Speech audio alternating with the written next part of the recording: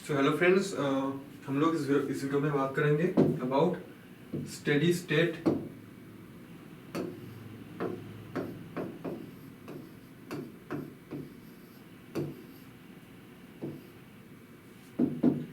State approximation.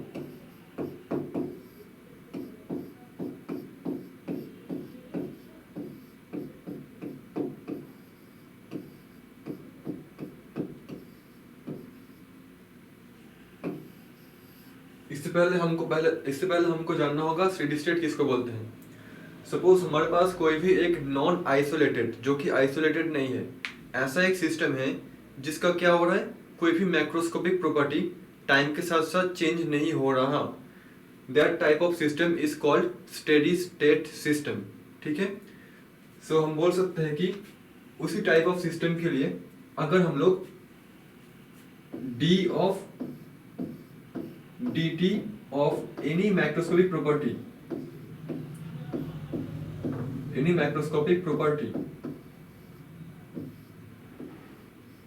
क्या होगा, change नहीं होगा। That means that will be 0।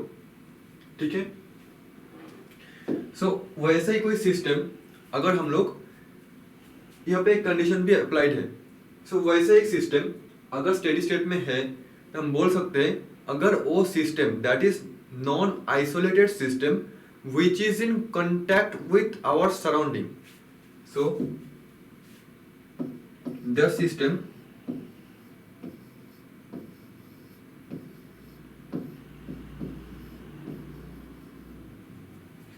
that is in contact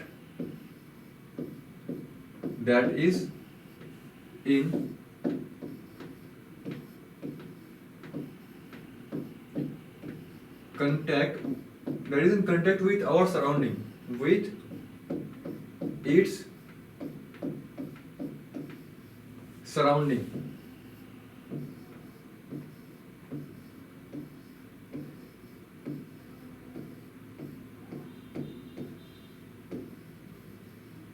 ठीक है, so those type of system which is in contact with its surrounding and that is non isolated, and the macroscopic property of that system doesn't change with time, that must be constant। So those kind of system is called steady state system or steady system। क्या होगा अगर ऐसा system, अगर उसका जो surrounding है उसके साथ डिस्कनेक्ट हो जाए, अगर उसके सराउंडिंग के साथ क्या हो जाए, कनेक्शन टूट जाए, तो क्या होगा, वो जो प्रॉपर्टी है जो कांस्टेंट था वो क्या होगा, वो टाइम के साथ साथ चेंज होने लगेगा। So for steady state system क्या होता है, सराउंडिंग के साथ अगर उसका डिस्कनेक्शन हो जाता है तो क्या होता है, उसका जो प्रॉपर्टी होता है मैक्रोस्कोपिक प्रॉपर्टी, ठीक है, जो कांस्टेंट था वो क्या होगा, टाइम के साथ साथ कांस्टेंट नहीं रहेगा अभी। ठीक है, बट हमारे पास जो इक्विलिब्रियम स्टेट होता है वो क्या होता है, उसमें भी हमारे साथ जो सिस्टम था वो क्या होता है, नॉन आइसोलेटेड सिस्टम होता है, and that is also in contact with its surrounding. जो हमारे पास इक्विलिब्रियम स्टेट होता है उसमें जो सिस्टम होता है वो क्या होता है, सिस्टम सराउंडिंग के साथ कांटेक्ट में रहता है। But the main difference between steady state and equilibrium state is that equilibrium state में क्या होगा, इक्विलिब्रियम स्टेट में जो हमारे पास सिस्टम होगा अगर उसका जो सराउंडिंग के साथ कनेक्शन था, कांटेक्ट में था, अगर मैं उसको डिस्कनेक्ट कर दूं तो क्या होगा, इक्विलिब्रियम स्टेट पे क्या होगा, उसका जो मैक्रोस्कोपिक प्रॉपर्टी होगा पर्टिकुलर, वो क्या होगा, कांस्टेंट ही रहेगा। ठीक है, यही होता है equilibrium state and steady state का डिफरेंस। ठीक है, इक्विलिब्रियम में क्या होता है, after disconnecting with its surrounding क्या होगा, उसका जो मैक्रोस्कोपिक प्रॉपर्टी कांस्टेंट था, जो चेंज नहीं हो रहा था उस टाइम, वो क्या होगा, कांस्टेंट ही रहेगा फॉर इक्विलिब्रियम। बट जो स्टेडी स्टेट होगा उसमें क्या होता है, आफ्टर डिस्कनेक्शन क्या होता है, जो प्रॉपर्टी हमारे पास कांस्टेंट था वो प्रॉपर्टी क्या होगा, वो प्रॉपर्टी टाइम के साथ साथ चेंज होने लगेगा। सो यही है इक्विलिब्रियम और स्टेडी स्टेट के अंदर डिफरेंस। एंड हम बोल सकते हैं, ये क्वेश्चन एग्जाम पे बहुत आता है, इक्विलिब्रियम और स्टेडी स्टेट में क्या डिफरेंस होता है। सपोज हमारे पास एक रिएक्शन है A to B to C, जहां पे हमारे पास B क्या है, B है एक रिएक्टिव स्पीसीज, B है एक रिएक्टिव स्पीसीज। और हमारे पास सेम रिएक्शन हो रहा है, ए से सी जा रहा है एंड सी से फर्दर ए आ रहा है, ठीक है। तो हमारे पास यहाँ पे दो कंडीशन है, हमारे पास यहाँ पे दो कंडीशन है, ठीक है। सो वो है इक्विलिब्रियम और ये क्या है, ये है स्टेडी स्टेट। सपोज बी एक रिएक्टिव स्पीसीज होता है। So main difference between equilibrium and steady state is that steady state में क्या होगा, the rate of formation of B is almost equals to rate of destruction or decay of B. B का formation का rate और B का decay का rate क्या होगा, इक्वल होगा। यहाँ पे कोई भी रिवर्सिबल नहीं हो रहा, ठीक है। यहाँ पे B फॉर्म होगा और B decay कर जाएगा और दोनों का रेट क्या होगा, ऑलमोस्ट इक्वल होगा। सो हमको B जो है रिएक्टिव इंटरमीडिएट, उसका कंसेंट्रेशन क्या होगा, बहुत ही कम होगा, क्योंकि ये रिएक्टिव स्पीसीज है। But in case of equilibrium यहाँ पे क्या होगा, A से C बनेगा एंड C से A बनेगा। कब इक्विलिब्रियम होगा, the rate of formation of C and the rate of formation of A जब इक्वल होगा तब हम बोलेंगे क्या, ये इक्विलिब्रियम पे प्रेजेंट है, ठीक है। सो हमारे पास ये होगा रिवर्सिबल केस में, यहाँ पे C फॉर्म होगा और C फर्दर बैक करके A में आ जाएगा, C रिवर्स बैक करके A में आ जाएगा। बट यहाँ पे ऐसा कुछ नहीं होगा, यहाँ पे B फॉर्म होगा देन B से C में ही जाएगा, B से A इसमें पॉसिबल नहीं होता, ठीक है। सो ये है steady state and equilibrium state में डिफरेंस, ठीक है। So let's talk about steady state. So हमने अभी भी बोला यहाँ पे क्या होगा, ए से एक रिएक्टिव इंटरमीडिएट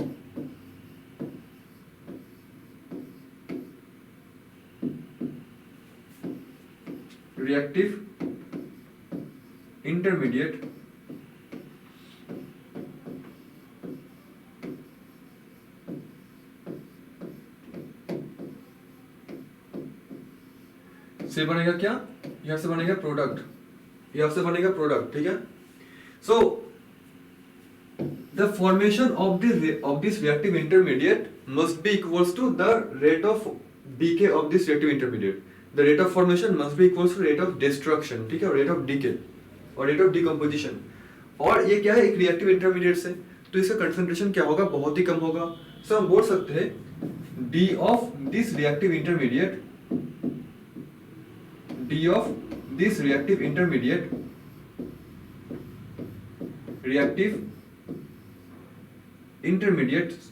so मैं इसको लिख सकता हूँ RI से, reactive intermediate divided by dt क्या होगा, ये होगा 0। हम इसको ऐसा बोल सकते हैं, ठीक है।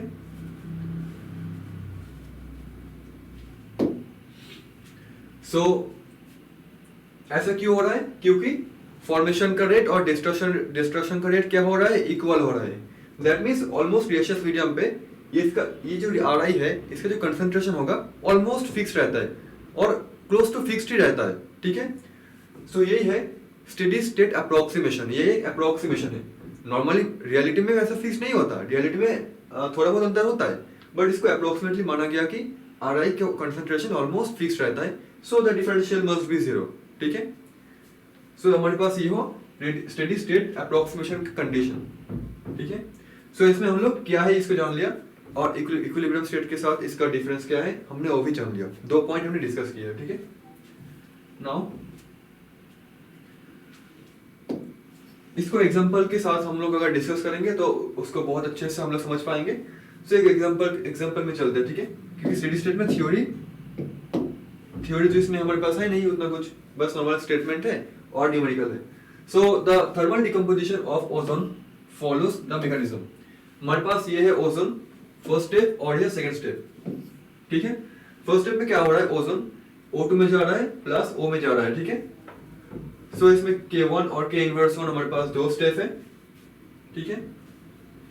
एक पॉइंट इसमें बोलना बहुत जरूरी है, हमारे पास क्या होगा यहाँ पे रिवर्सिबल, इसमें कंफ्यूजन होने की कोई जरूरत नहीं, क्योंकि हमने बोला कि ये इक्विलिब्रियम से कैसे डिफरेंट होता है, ठीक है। इसमें रिवर्सिबल साइन है, ठीक है, बट O से क्या हो रहा है, O से फर्दर हमारे पास इन प्रोडक्ट में जा रहा है, ठीक है। So main thing is that steady state में हमारे पास जो रिएक्टिव इंटरमीडिएट बनेगा वो बैक भी तो आ सकता है, but the main important fact that O जो है हमारे पास रिएक्टिव इंटरमीडिएट वो O2, दैट मीन्स प्रोडक्ट में तो जाएगा, मतलब रिएक्टिव इंटरमीडिएट बनेगा, ठीक है, उससे हमको प्रोडक्ट भी मिलना चाहिए। बट इक्विलिब्रियम पे क्या था, इक्विलिब्रियम पे ए से सी में जा रहा था, बट सी से फर्दर कोई प्रोडक्ट नहीं बन रहा था, ठीक है, ये स्टेप नहीं था जो इक्विलिब्रियम पे होता नहीं।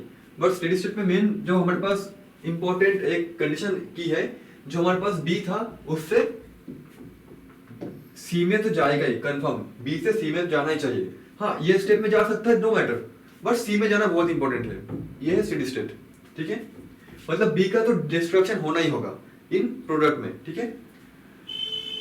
सो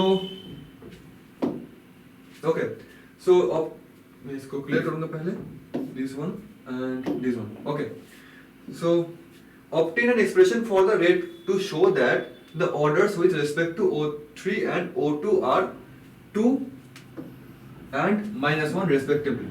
हमको इसका रेट जो इक्वेशन होगा उसको निकालना होगा, ठीक है। कैसे निकालेंगे, हम जानते हैं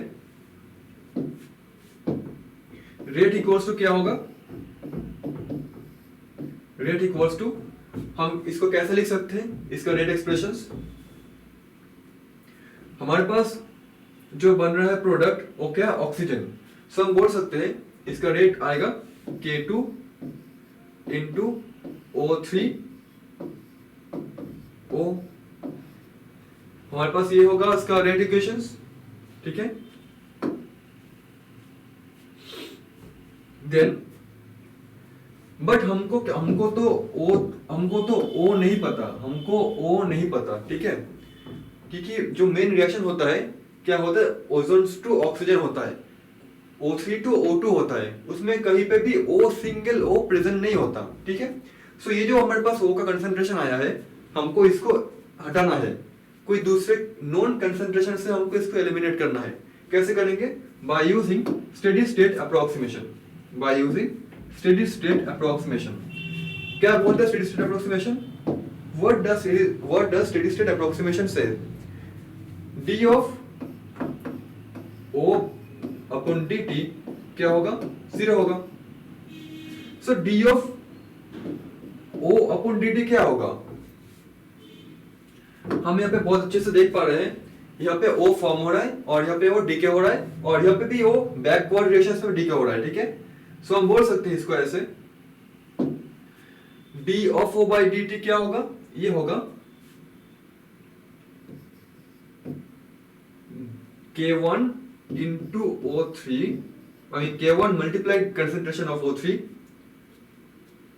and minus of K inverse 1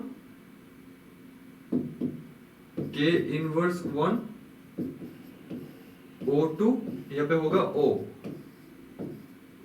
ठीक है, एंड वहां पे क्या है, वहां पे है K2, सो इसमें होगा माइनस ऑफ K2, यहाँ पे होगा O3, यहाँ पे होगा O, ठीक है। सो हमको यहाँ पे एक इक्वेशन मिल गया,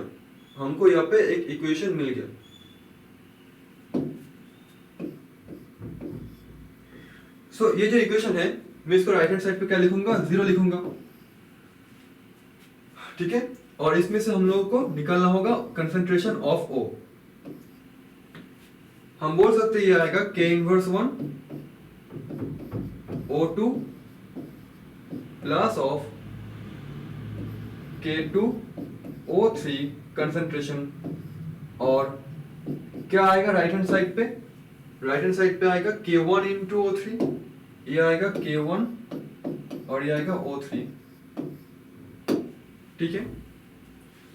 देन हमको यहाँ पे O निकालना होगा, O क्या आएगा, O आ जाएगा K1 O3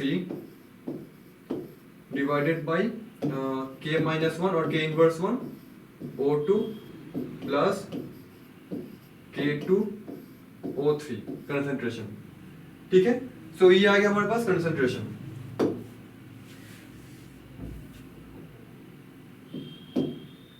देन यहाँ पे हम जानते हैं हमको तो O मिल गया, हमको 2 मिल गया। सो रेट इक्वल्स टू क्या होगा, K2 into O3 into O। K2, okay मैं इसको ऐसा लिखूंगा, rate equals to K2 into O3, यहाँ पे क्या होगा K1 O3 अपन K inverse 1 O2 plus K2 O3, ठीक है। सो इसमें मैं क्या करूंगा, इसमें हमारे पास क्या है, O3 का कंसंट्रेशन 2 बार है। सो मैं एक काम कर सकता हूँ, मैं इसको कट करके मैं इसको स्क्वायर दे सकता हूँ यहाँ पे, ठीक है। नाउ ओके, और यहाँ पे हमारे पास क्या है, हमारे पास है K2 K1। सो मैं इसको सिंगल एक कांस्टेंट दे सकता हूँ, ये होगा O3 स्क्वायर, और यहाँ पे मैं दे सकता हूँ इसको, यहाँ पे होगा K इनवर्स 1, यहाँ पे O2 प्लस K2 O3, ठीक है। क्वेश्चन में क्या पूछा था, क्वेश्चन में पूछा था 2 और -1। ओजोन तो 2 है, ओजोन तो 2 है। नाउ ओके, क्या होगा, एक मिनट, इसमें ओके K इनवर्स 1 हमारे पास प्रेजेंट है, K इनवर्स 1, और यहाँ पे है हमारे पास K2 of O3। Okay, so questions में एग्जैक्टली एक कंडीशन देना चाहिए था क्वेश्चंस पे, that is K inverse 1 is greater than K2, ठीक है। देखो हम लोग जानते हैं रेट कैसे निकालते हैं, रेट हमेशा निकालते हैं RDS और रेट डिटरमिनिंग स्टेप से। और RDS स्टेप कौन सा होता है, जो स्टेप बहुत स्लो होता है। तो पहले हम लोग इसमें जो rate equals to K2 into O3 into O किया ना, ये किसके लिए किया, ये लास्ट स्टेप के लिए, K2 into O3 into O। That means मैंने जो सेकंड स्टेप है मैं उसको स्लो स्टेप मान के चला, ठीक है, उसको मैं स्लो स्टेप मान के चला, ठीक है। तो हम बोल सकते हैं K2 क्या है, K2 है बहुत छोटा, मतलब बहुत ही छोटा वैल्यू है K2 का, जिसमें क्या होगा K इनवर्स 1 ऑब्वियसली K2 से क्या होगा, बड़ा होगा, ठीक है। सो यहाँ पे हमें K इनवर्स 1 जो है वो क्या है, K2 से बड़ा है। सो यहाँ पे हमारे पास ये जो टर्म है, ये जो हमारे पास टर्म है, इसको मैं इसके रिस्पेक्ट में क्या कर सकता हूँ, डोमिनेट कर सकता हूँ। दैट मीन्स K2 O3 क्या होगा, नेग्लिजिबल होगा K इनवर्स 1 O2 से, ठीक है।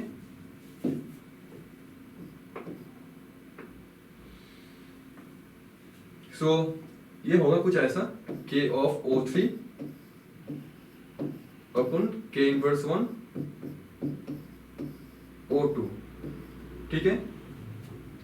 यहाँ पे स्क्वायर है, हम बोल सकते हैं इसको ऐसे लिख सकते हैं, K और K इनवर्स 1 को मैं एक सिंगल कांस्टेंट लिखूंगा, C, like C is a constant, और यहाँ पे हो जाएगा O3 स्क्वायर, यहाँ पे O2 इनवर्स 1। सो ओजोन के रेस्पेक्ट में क्या है, ओजोन के रेस्पेक्ट में है 2 और O2 के रेस्पेक्ट में क्या है, -1, ठीक है।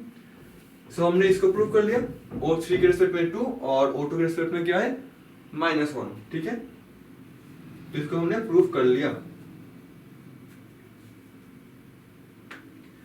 ओके। सो ऐसे ही करते स्टेडी स्टेट अप्रोक्सीमेशन के माध्यम से कोई भी काइनेटिक्स जो रिएक्शन रेट होता है उसका रेट एक्सप्रेशन हम लोग ऐसे निकालते हैं, ठीक है, ओके। सो हमने यहाँ पे नॉर्मल जो बेसिक स्टेडी स्टेट अप्रोक्सीमेशन है हमने उसको सीख लिया। Now let's talk about chain reaction. Let's talk about chain reaction.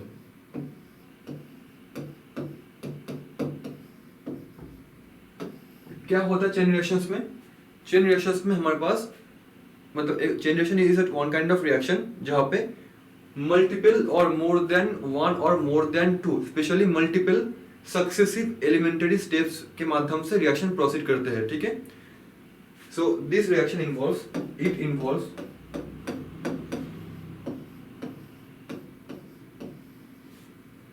successive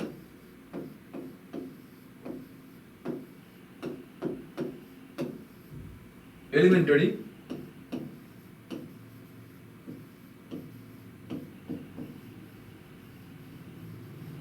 steps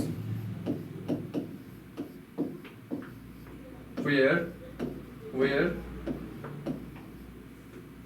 the first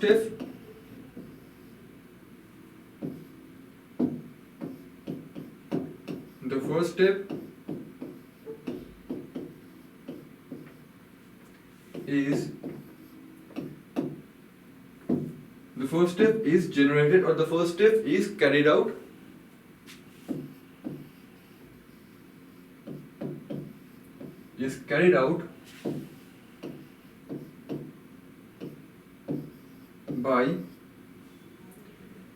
by a process known as chain initiating step, by special condition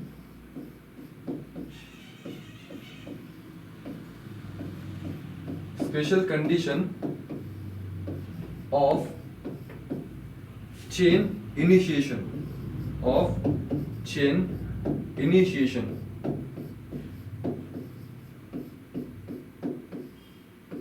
ठीक है, जहां पे कोई भी एक रिएक्शन बहुत सारे सक्सेसिव स्टेप के माध्यम से जाएगा, और हर एक स्टेप क्या होगा, एलिमेंटरी स्टेप होगा। जहां पे हमको जो फर्स्ट जो स्टेप होगा, जो रिएक्शन जो स्टार्ट जब होगा, वो क्या होगा, एक स्पेशल कंडीशंस के माध्यम से जाएगा, ठीक है। उस टाइप को रिएक्शंस को बोलते हैं चेन रिएक्शंस। इसमें क्या होगा, बहुत सारे चेन फॉर्म होगा। नॉर्मली क्या होता है, हमारे पास एक रिएक्टेंट होता है, और सपोज हम बाहर से कोई भी condition that may be heat, that may be light of particular frequency, हम क्या करते हैं, उसमें ऐसे कंडीशन अप्लाई करते हैं। हमारे पास जो रिएक्टेंट मॉलिक्यूल है वो क्या होता है, वो ब्रेक डाउन करते हैं रेडिकल्स में, नॉर्मली रेडिकल्स में। और जो हम जानते हैं रेडिकल्स क्या होता है, बहुत ही रिएक्टिव स्पीसीज होता है। और रेडिकल क्या करते हैं, रिएक्टेंट जो मॉलिक्यूल है या फिर जो प्रोडक्ट मॉलिक्यूल बन रहा है उसके साथ चेन फॉर्म करता है, चेन फॉर्म के माध्यम से जाते हैं। फॉर एग्जाम्पल, मैं यहाँ पे एक एग्जाम्पल देता हूँ। सपोज हमारे पास है एक रिएक्टेंट, ठीक है।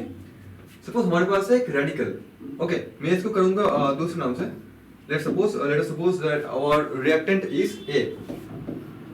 क्या होगा, इसके साथ एक रेडिकल का रिएक्शन होगा। सपोज हम बाहर से एक रेडिकल इनिशिएटर देके रेडिकल फॉर्म किया है, ठीक है।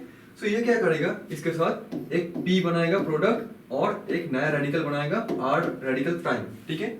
ये जो हमारे पास आर रेडिकल प्राइम है, ये क्या करेगा, फिर से हमारे पास ए के साथ रिएक्ट करके क्या बनाएगा, दूसरे प्रोडक्ट बनाएगा, प्लस एक नया आर रेडिकल डबल प्राइम बनाएगा, दूसरे रेडिकल।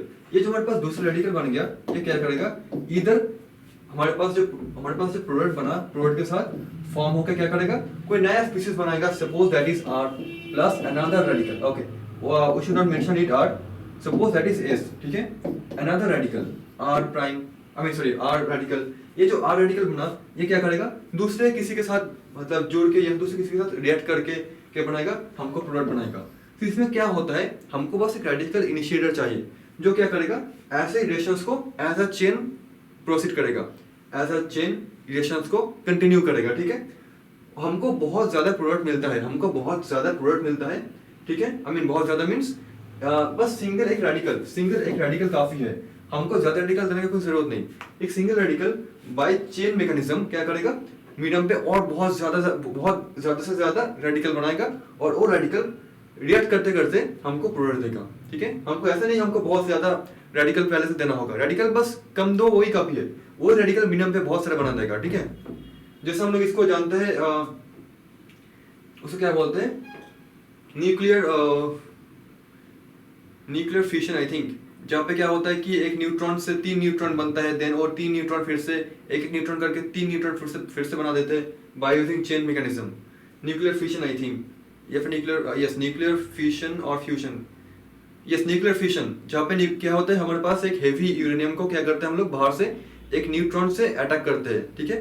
देन हमको क्या मिलता है, यूरेनियम डीके कर जाता है, एंड हमको और 3 न्यूट्रॉन मिलता है, ठीक है। फिर से 3 न्यूट्रॉन क्या करता है, उसमें से एक न्यूट्रॉन फिर से हेवी यूरेनियम को अटैक करते हैं, उसमें से हमको और 3 न्यूट्रॉन मिलते हैं। मैं इसको ऐसे दिखा सकता हूँ कि हमारे पास सपोज हमारे पास क्या है, हमारे पास है यूरेनियम मटेरियल, ठीक है, यू। मुझे एग्जैक्टली इसका प्रोडक्ट नहीं पता, शायद बेरियम होगा इसका प्रोडक्ट, ठीक है। Anyway barium and krypton I think. क्या होता है हमारे पास एक न्यूट्रॉन, यहाँ पे एक न्यूट्रॉन आता है, इसको कोलाइड करता है और यहाँ से कुछ हमको मिलता है barium plus krypton. I am not sure क्या यही रिएक्शन है कि नहीं, बट मुझे जितना तक पता है कि यूरेनियम क्या होगा, ब्रेक डाउन करके हमको यहाँ से टोटल 3 न्यूट्रॉन मिलेगा, टोटल 3 न्यूट्रॉन मिलेगा। मैं इसमें इसको हटा देता हूँ। मैं जो दिखाना चाहता हूँ क्या है, इसमें 3 न्यूट्रॉन हमको मिलता है, 3 न्यूट्रॉन मिलता है। इसमें एक न्यूट्रॉन क्या करेगा, फर्दर यूरेनियम को अटैक करेगा, फर्दर यूरेनियम को अटैक करेगा, ठीक है। ये भी यूरेनियम, ये भी यूरेनियम, ठीक है, सब क्या है यूरेनियम। ये इसके साथ कोलैड करेगा, फर्दर 3 न्यूट्रॉन, सेम यहाँ पे भी न्यूट्रॉन न्यूट्रॉन न्यूट्रॉन, यहाँ पे भी न्यूट्रॉन न्यूट्रॉन न्यूट्रॉन। देखो शुरू हुआ था 1 न्यूट्रॉन से, अभी कितना न्यूट्रॉन है, शुरू हुआ था 1 न्यूट्रॉन से, अभी कितना न्यूट्रॉन है, टोटल 9 न्यूट्रॉन्स। ये भी क्या होगा, फर्दर ऐसे चेन टाइप मैकेनिज्म के माध्यम से प्रोसीड करेगा। So this is called chain type mechanism, ठीक है, इसको बोलते हैं चेन टाइप मैकेनिज्म। सो हमने जान लिया चेन मैकेनिज्म क्या होता है, जहां पे हमारे पास रेडिकल जनरेट करते हैं या फिर रिएक्टिव इंटरमीडिएट जनरेट करते हैं। Not always radical, reactive intermediate जो हाई एनर्जी पे होता है वो मीडियम पे जनरेट होता है, वो फर्दर रिएक्शंस को प्रोसीड कराता है, ठीक है। सो हमारे पास यही होगा चेन रिएक्शन मैकेनिज्म, ठीक है। नाउ चेन टाइप मैकेनिज्म के कुछ स्टेप्स होता है, जैसे कि the first step is called chain initiation.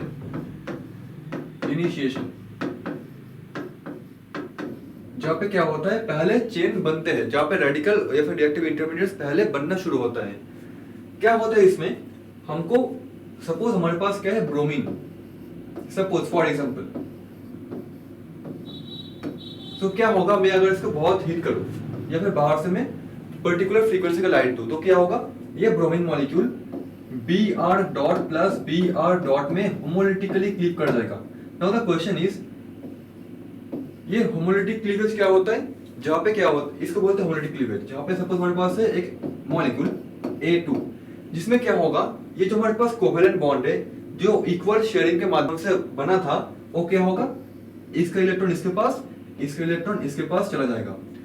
तो क्या बनेगा, इसको यहाँ पे हमको बनेगा A डॉट, ठीक है। होमोलिटिक क्लीवेज मींस जो 2 इलेक्ट्रॉन से बॉन्ड बना हुआ है, उसमें से एक इलेक्ट्रॉन एक एटम के पास चला गया और दूसरे इलेक्ट्रॉन दूसरे एटम के पास चला गया, होमोलिटिकली क्लीव हो गया, ठीक है। इसे बोलते हैं होमोलिटिक क्लीवेज।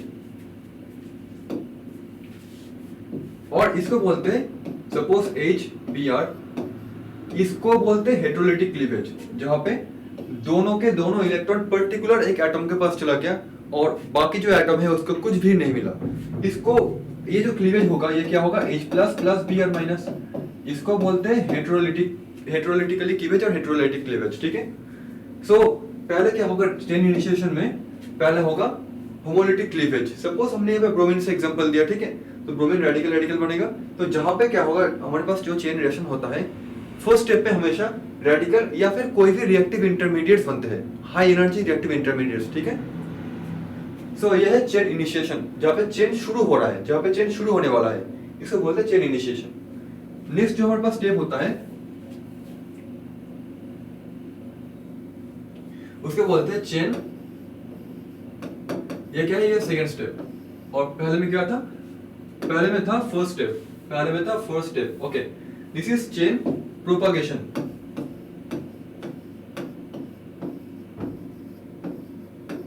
चेन प्रोपागेशन, जहां पे क्या होता है, चेन प्रोपागेट करता है, चेन एक जगह पे रुकता नहीं, चेन प्रोपागेट करता है, एक से शुरू होता है, दूसरे फिर से बनाते हैं, फिर से दूसरे बनाते हैं, ऐसे प्रोपागेट करता है, मूव करते हैं फॉरवर्ड डायरेक्शंस पे। कैसे होता है, मैं इसको ब्रोमीन से एग्जांपल दे रहा हूं, ठीक है। सपोज हमारे पास है ब्रोमीन रेडिकल प्लस, हमारे पास सपोज है R H, सिंपल एक एल्केन है, ठीक है। ये क्या करेगा ब्रोमीन रेडिकल, इसमें बनाएगा BRH, that means HBr plus बनाएगा R रेडिकल, ठीक है, प्लस बनाएगा R रेडिकल। सो यहाँ पे क्या बना, हमारे पास HBr बना और हमको मिल गया एक और नया radical R prime, sorry R radical, R dot, ठीक है। जब पे क्या हो रहा है, हमको ये जो स्टेप है इसमें चेन प्रोपगेट कर रहे हैं। ब्रोमीन रेडिकल से एक नया रेडिकल बन गया, जस्ट दैट मींस यहाँ पे रेडिकल भी नया बन रहा है, दैट मींस एक नया चेन बन रहा है, चेन प्रोपगेट कर रहा है, ठीक है। R जो रेडिकल बना वो क्या करेगा, हमारे पास क्या है Br2 है, हमारे पास क्या है Br2 है, ठीक है, जिसके साथ रिएक्ट करके हमको मिलेगा क्या, ओके मैं एक काम करता हूं, मैं इसको एल्केन नाम देके मैं इसको देता हूं H2 मॉलिक्यूल, ठीक है, और आसान हो जाएगा। यह है H2 मॉलिक्यूल, ठीक है। हम लोगों का जो नेक्स्ट न्यूमेरिकल है वो भी इसके ऊपर बेस्ड है। H रेडिकल बन गया यहाँ पे, सो ये भी क्या होगा, ये भी होगा H रेडिकल, ये भी होगा H रेडिकल, ठीक है। सो H रेडिकल क्या करेगा, Br2 के साथ रिएक्ट करके हमको मिलेगा HBr plus Br radical. Further देखो जो Br रेडिकल पहले शुरू में बना हुआ था, जो सेकंड स्टेप में खत्म भी हो गया था, अभी फिर से बन रहा है। सो इस स्टेप का जो मेन इंपॉर्टेंस है वो क्या है, इस स्टेप में हमको फर्स्ट स्टेप में जो रेडिकल, जो रिएक्टिव स्पीसीज हमको मिल रहा था, वो क्या करेगा, रिएक्टेंट मॉलिक्यूल के साथ, ये है रिएक्टेंट मॉलिक्यूल, रिएक्टेंट मॉलिक्यूल के साथ रिएक्ट करके हमको दे रहा है प्रोडक्ट, दे रहा है प्रोडक्ट प्लस हमको एक नया रिएक्टिव इंटरमीडिएट मिल रहा है, नया रिएक्टिव रेडिकल मिल रहा है, जो क्या करेगा फर्दर हमारे पास एक नया रिएक्टेंट के साथ, नया रिएक्टेंट के साथ रिएक्ट करके हमको फिर से दे रहा है प्रोडक्ट, फिर से दे रहा है प्रोडक्ट और एक नया रिएक्टिव इंटरमीडिएट और नया रिएक्टिव रेडिकल जो पहले बन रहा था, ठीक है। सो इस स्टेप का यही इंपॉर्टेंस है, इस स्टेप में रेडिकल हमेशा रिएक्ट करेगा, रेडिकल हमेशा रिएक्ट करेगा रिएक्टेंट के साथ और हमको मिलेगा प्रोडक्ट प्लस अनदर रेडिकल, ठीक है। यही है इस स्टेप का स्पेशलिटी। नेक्स्ट जो स्टेप है उसको बोलते हैं चेन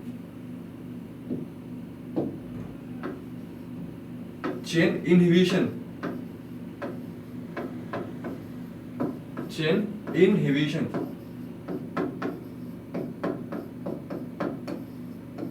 ठीक है। चेन इनहिबिशन पे क्या होता है, इस स्टेप में रिएक्टिव इंटरमीडिएट से खत्म नहीं हुआ, रिएक्टिव जो हमारे पास रेडिकल था, हमारे पास जो रेडिकल था वो भी खत्म नहीं हुआ, वो भी जिंदा है। सो वो क्या करेगा, वो जो हमको प्रोडक्ट मिल गया था उसके साथ ही रिएक्ट करके हमको देगा नया रेडिकल।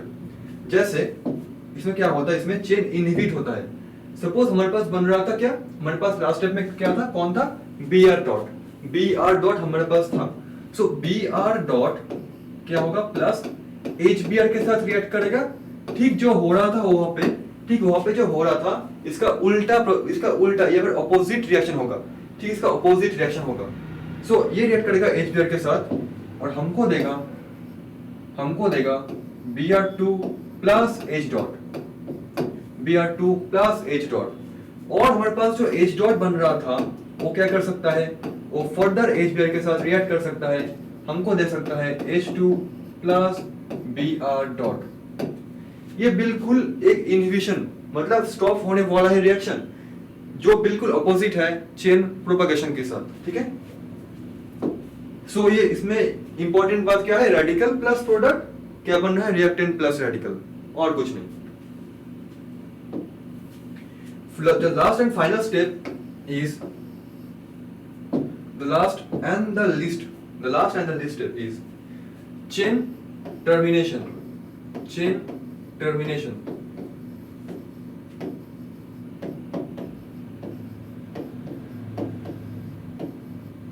ठीक है। जहां पे क्या होगा, जो H रेडिकल था और जो Br रेडिकल था, क्या होगा, H रेडिकल Br रेडिकल के साथ जोड़ सकता है, H रेडिकल Br के साथ जोड़ सकता है, Br रेडिकल H रेडिकल के साथ जोड़ सकता है।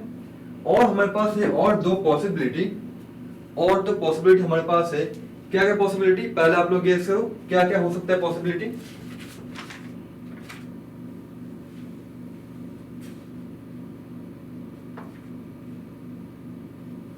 यहां पे हो सकता है H radical plus H radical, ये भी तो हो सकता है, और Br radical plus Br radical, ये भी हो सकता है। All four possibilities are there, क्योंकि मीडियम पे तो रिएक्टिव रेडिकल प्रेजेंट है, वो क्या कर सकते हैं, एक दूसरे को धक्का मार सकते हैं, कोलिशन कर सकता है। ये स्टेप एक्चुअली कैसे होता है, ये स्टेप होता है either by collision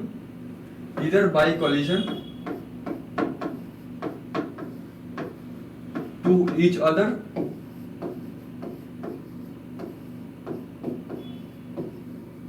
or collision with the walls of the container, ठीक है।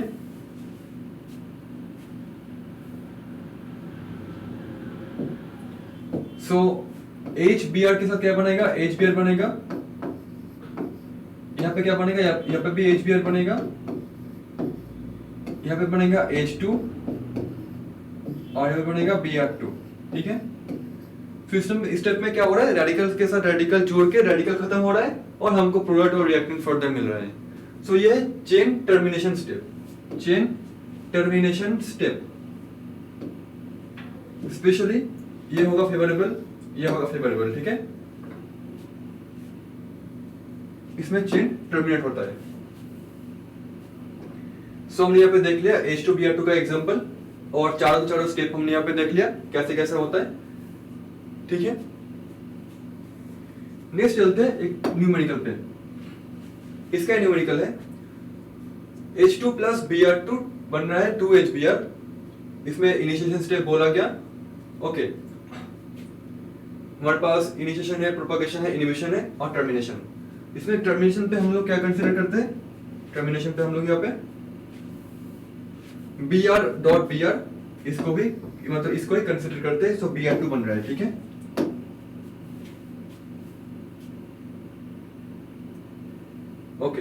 ओके, ऐसा क्यों बन रहा है, क्योंकि इसमें जो सेकंड स्टेप था, इसमें H रेडिकल क्या हो रहा है, H रेडिकल खत्म हो रहा है, हमको ओनली Br रेडिकल मिल रहा है।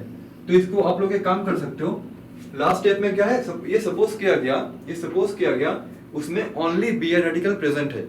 ऐसा तो नहीं होगा कंटेनर में तो H रेडिकल भी प्रेजेंट हो सकता है, क्योंकि सारे के सारे जो स्टेप हो रहा है सबका रेट इक्वल होगा, ऐसा बिल्कुल भी नहीं होता।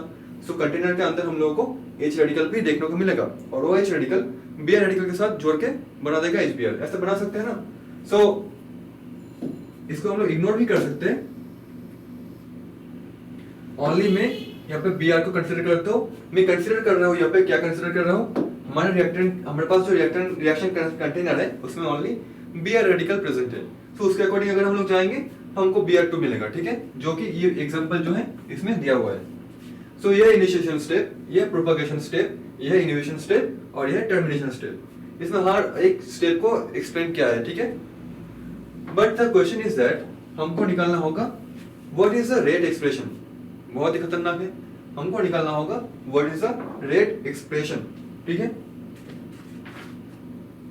ओके, कैसे जाएंगे, हम जानते हैं जो रिएक्शन होता है, मेन रिएक्शन क्या है, H2 प्लस Br2, हमको मिल रहा है 2HBr। सो हम जानते हैं रेट को हम लोग कैसे निकालते हैं, सो रेट इक्वल्स टू, कहां पे हमारे पास फॉर्म हो रहा है HBr, कहां पे HBr फॉर्म हो रहा है, ओके सेकंड स्टेप में, क्योंकि सेकंड स्टेप क्या है, सेकंड स्टेप स्लो स्टेप है। सो इसको ऐसे लिखेंगे D of HBr upon dt, ठीक है। सो ये हमारे पास है rate, but the question is medium पे क्या है, मीडियम पे हमारे पास HBr फॉर्म हो रहा है, कौन से स्टेप पे, कौन सा स्लो स्टेप है, सेकेंड स्टेप, सो ये होगा K2 into Br dot H2, ठीक है, ये होगा ओके, सो ये होगा सेकेंड स्टेप में K2 into Br dot into H2। Third step में क्या हो रहा है, HBr फॉर्म हो रहा है, तो थर्ड स्टेप को भी हम लोग कंसिडर करेंगे। सो ये होगा K3 into H dot Br2। Fourth step में क्या हो रहा है, फोर्थ स्टेप में HBr डी क्या हो रहा है, सो ये होगा minus of K4 H dot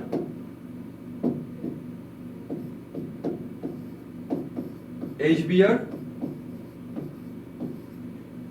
ठीक है, एंड और कोई स्टेप नहीं, बस तीनों स्टेप है हमारे पास जहां पे HBr इन्वॉल्व है, बट हमको Br रेडिकल और H रेडिकल का जो एक्सप्रेशन आएगा उसको निकालना होगा, ठीक है, H radical and Br radical, ठीक है।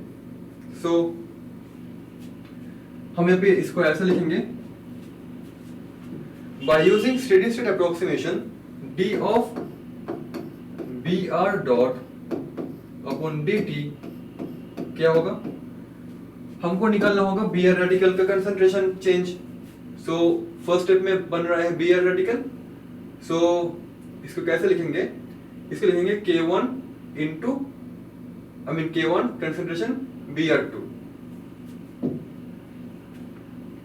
K1 कंसंट्रेशन Br2, ठीक है, ओके। नेक्स्ट क्या हो रहा है, Br, ओके। नेक्स्ट हो रहा है हमारे पास सेकेंड स्टेप में Br रेडिकल डिस्ट्रॉय हो रहा है, ठीक है, सो ये होगा K2 into Br dot into H2, K2 minus of K2 Br dot H2, ठीक है, K2 into Br dot H2। Third step में क्या हो रहा है, Br रेडिकल फॉर्म हो रहा है, सो K3 H Br2 plus K3 H Br2, ठीक है, K3 H Br2। Fourth step में क्या हो रहा है, Br रेडिकल फॉर्म हो रहा है, तो इसमें भी क्या होगा, K4 H HBr, K4 H HBr, K4 H HBr,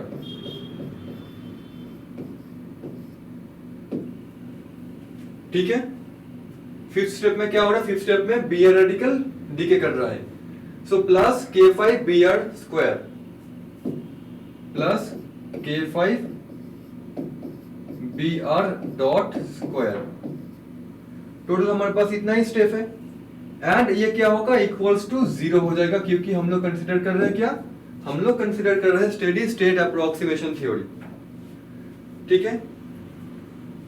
हमारे पास d of Br by dt हमने यहाँ पे कैलकुलेट कर लिया, हमको अभी क्या करना होगा, हमको अभी करना होगा d dt of H dot, d dt of H dot, d dt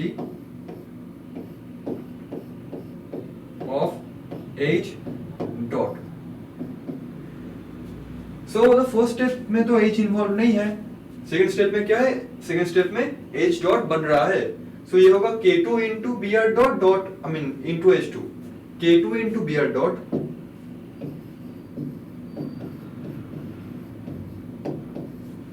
K2 into Br dot into H2 concentration into H2 concentration, ठीक है। नेक्स्ट क्या है, नेक्स्ट स्टेप में H जो रेडिकल है वो डीके कर रहा है, सो K माइनस होगा पहले ऑब्वियसली, सो K3 into H dot dot Br2 minus K3 into H dot into Br2। Next step में क्या हो रहा है, H डॉट डीके कर रहा है, तो ये होगा K4 H dot into HBr minus of K4 H dot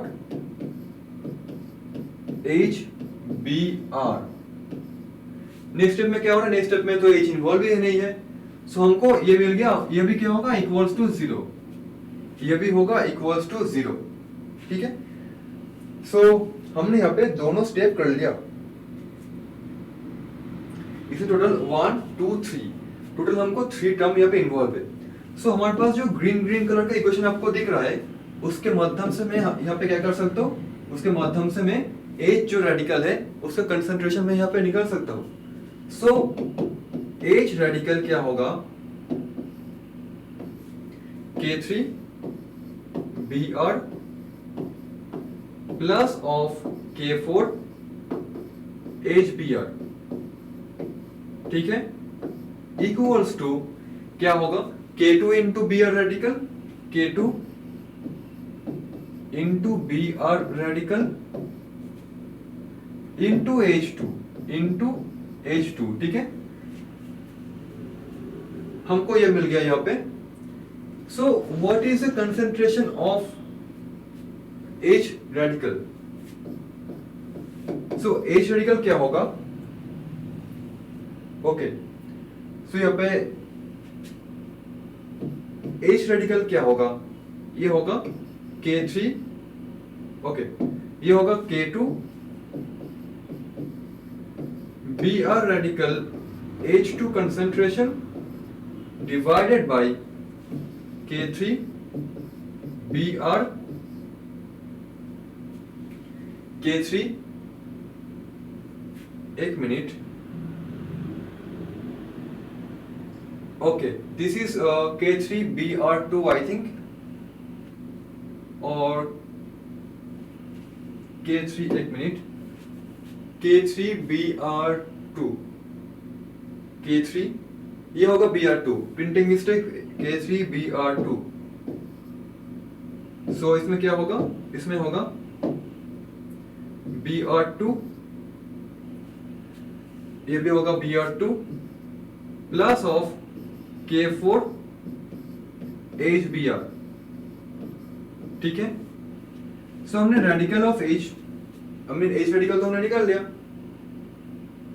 now हम क्या करेंगे, ये जो H रेडिकल है, मैं यहाँ पे जो व्हाइट कलर का इक्वेशन दिख रहा है, इस इक्वेशन से मैं H रेडिकल का वैल्यू को इनपुट कर सकता हूँ। ठीक है, इसे मैं H रेडिकल का वैल्यू को इनपुट कर सकता हूँ, या फिर यहाँ पे हमारे पास 7 है एंड ओके,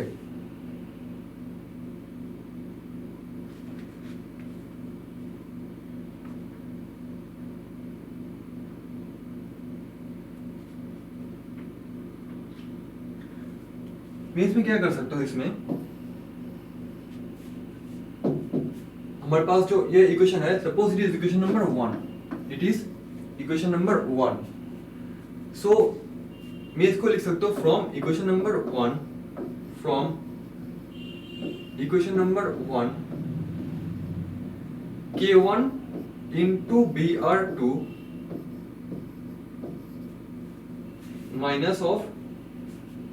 माइनस ऑफ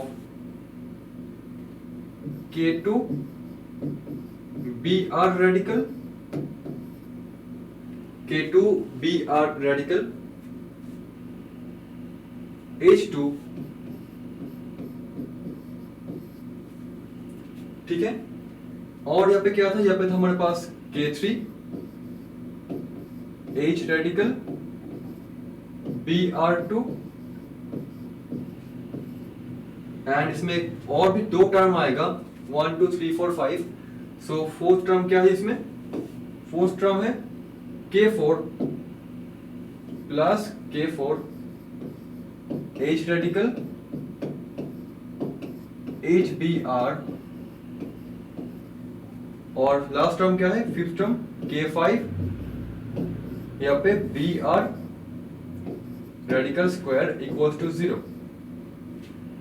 जहां पे मैं यहाँ पे K2 Br रेडिकल H2 जो हमारे पास है, इसका वैल्यू हम लोग जो ग्रीन इक्वेशन है उससे भी निकाल सकते हैं। ओके, सो हमारे पास ये जो इक्वेशन है, suppose it is equation number 2, ये जो 2 नंबर इक्वेशन है, इसमें क्या है, ये 2 नंबर इक्वेशन है, इसमें क्या है, इसमें K2 Br रेडिकल H2 जो है, K2 Br रेडिकल H2 जो है उसके साथ साथ क्या है, minus of K3 H radical Br2, ठीक है।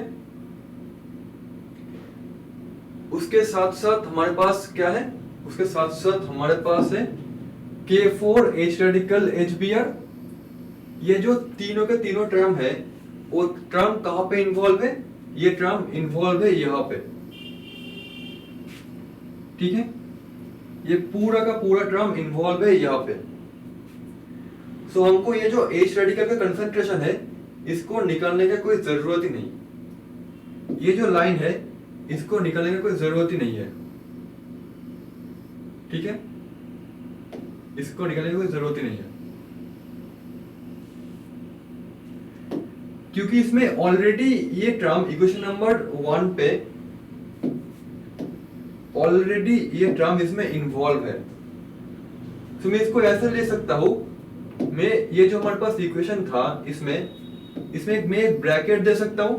अगर मैं इसमें ब्रैकेट को इन्वॉल्व करूं तो ये होगा क्या, ये होगा माइनस टर्म, ये जो पॉजिटिव टर्म था ये भी हो जाएगा माइनस, ये भी हो जाएगा माइनस, और मैं ब्रैकेट को यहाँ पे क्लोज कर दूंगा, मैं ब्रैकेट को यहाँ पे क्लोज कर दूंगा।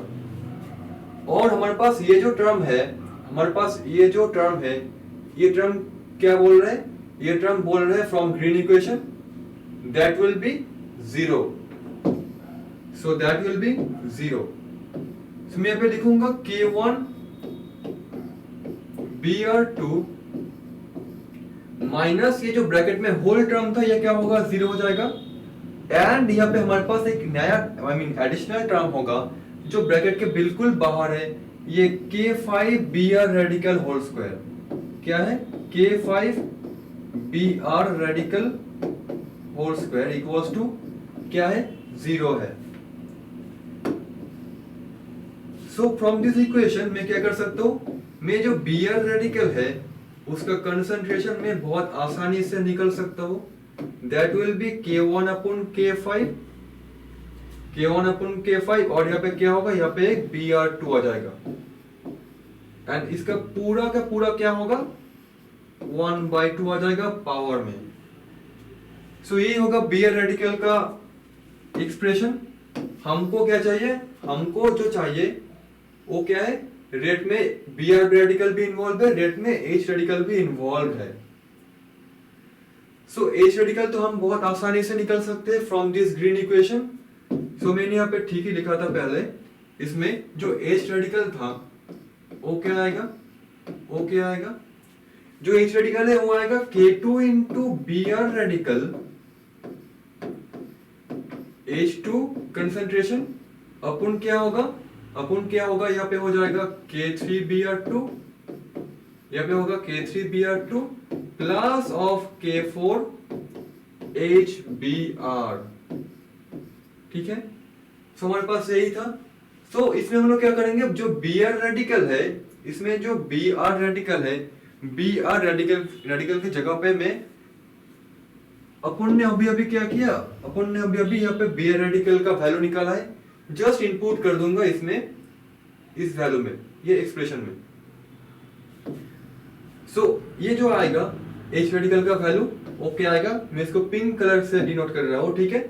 सो ये आएगा K2 Br रेडिकल क्या है, K1 upon K5, K1 upon K5, मैं इसको एक ब्रैकेट में रखता हूं, और यहाँ पे है Br, ओके, ये क्या होगा, पावर में हाफ हो जाएगा, और Br2 कंसंट्रेशन में भी क्या होगा, पावर में हाफ हो जाएगा, Br2 का कंसंट्रेशन पावर में क्या होगा, हाफ हो जाएगा। उसके साथ साथ क्या है, उसके साथ साथ है H2 का कंसंट्रेशन यहाँ पे, सो ये होगा H2 का कंसंट्रेशन डिवाइडेड बाय, नीचे क्या है, K3 into Br2 concentration, K3 into Br2 का concentration plus K4 into HBr plus K4 into HBr, ठीक है। सो अल्टीमेटली हमको H रेडिकल और अल्टीमेटली हमको B रेडिकल तो मिल गया। Now what about the rate, what about the rate, ये था हमारे पास rate K2 into Br radical H2 plus K3 into H radical Br2 minus K4 into H radical HBr। बहुत ही खतरनाक एक एक्सप्रेशन यहाँ पे दिया हुआ है, ठीक है। सो ओके,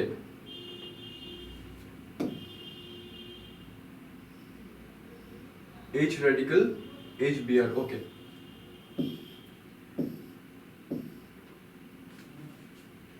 सो हमारे पास जो d of HBr by dt है, d of HBr by dt है, मैं अगर यहाँ पे H रेडिकल और B रेडिकल का वैल्यू अगर मैं इंपुट करूं, सो अल्टीमेट जो इक्वेशन आएगा d of HBr upon dt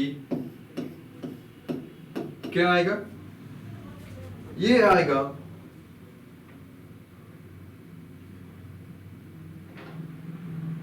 K of H2 Br2 power में 1/2 divided by 1 plus K prime HBr upon Br2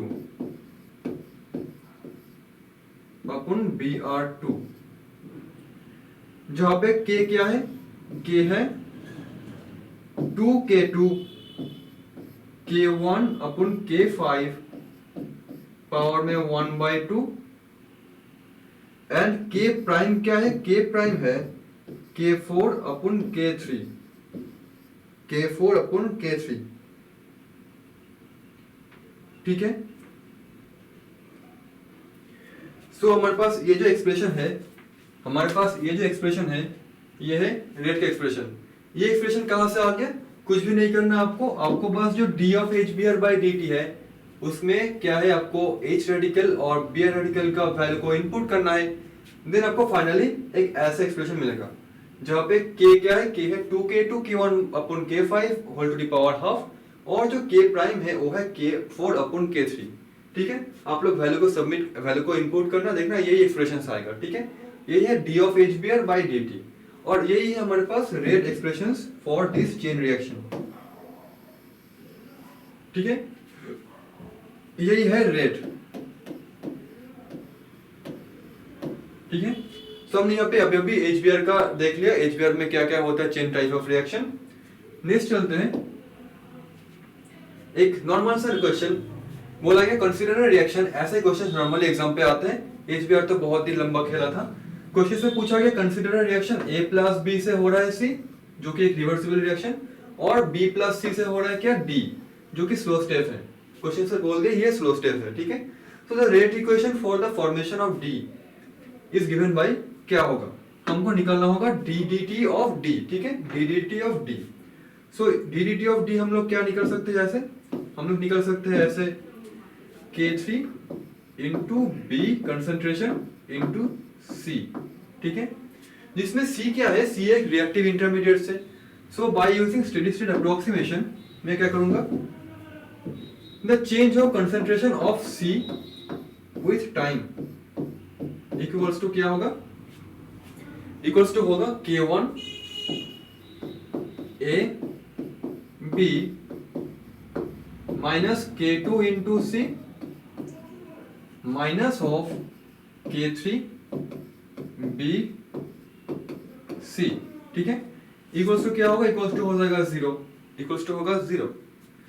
सो इसमें मैं कंसंट्रेशन ऑफ C को निकाल सकता हूं, कंसंट्रेशन ऑफ C को मैं निकाल सकता हूं, ये होगा K2 plus K3 into B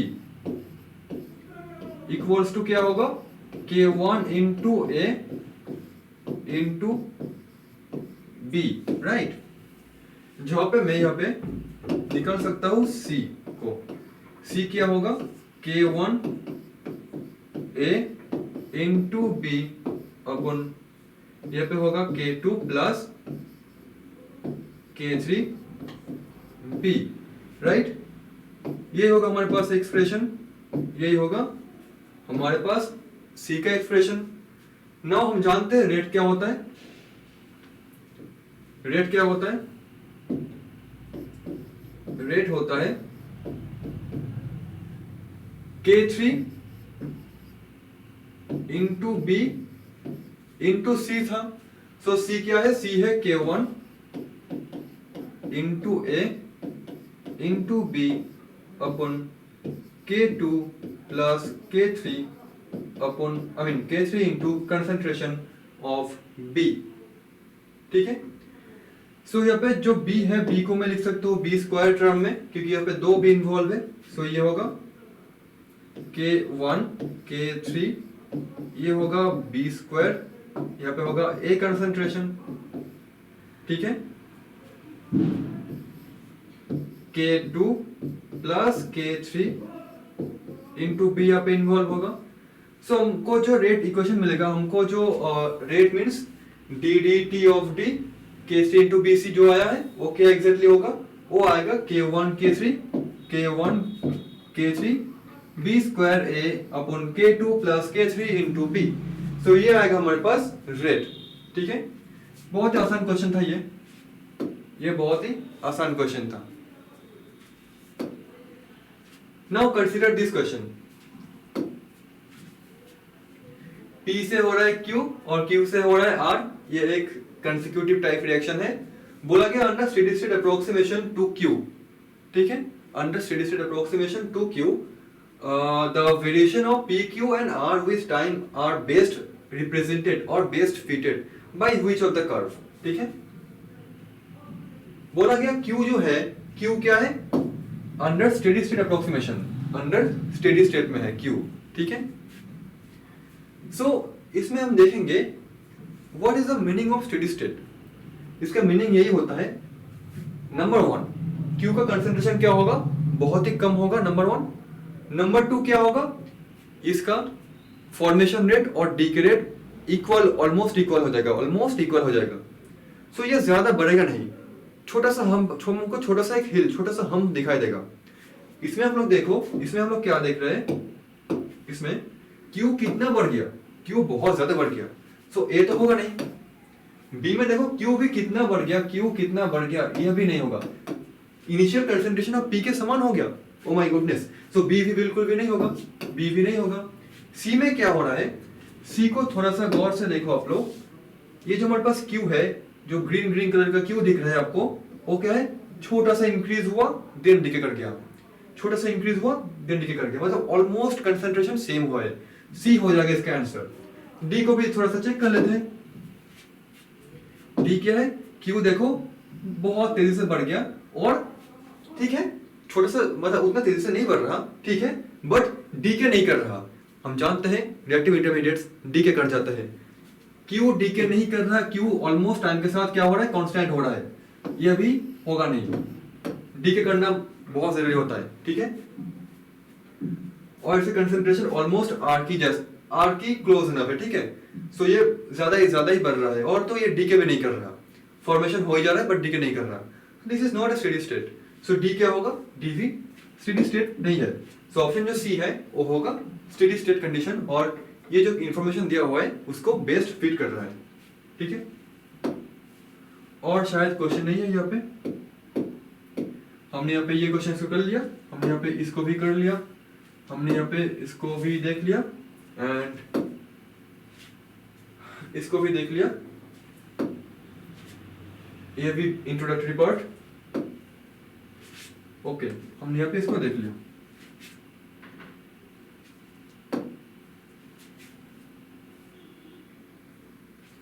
सो हमने यहाँ पे स्टेडी स्टेट अप्रोक्सीमेशन का जो बेसिक इंट्रोडक्शन पार्ट है वो तो कर लिया, उसके एप्लीकेशंस जो चेन रिएक्शंस होता है वो भी कर लिया, ओजोन का जो मैकेनिज्म है ओजोन टू ऑक्सीजन हमने उसको भी कर लिया। ठीक है, so on the next video हम लोग देखेंगे एक नया concept that is called Arrhenius theory. Temperature के साथ रिएक्शन का रेट कैसे कैसे वेरी करता है, रेट कांस्टेंट कैसे कैसे वेरी करते हैं टेम्परेचर के साथ, हम उसको थोड़ा सा स्टडी करेंगे on the next video. Hope you enjoyed this steady state approximation theory. Thank you so much.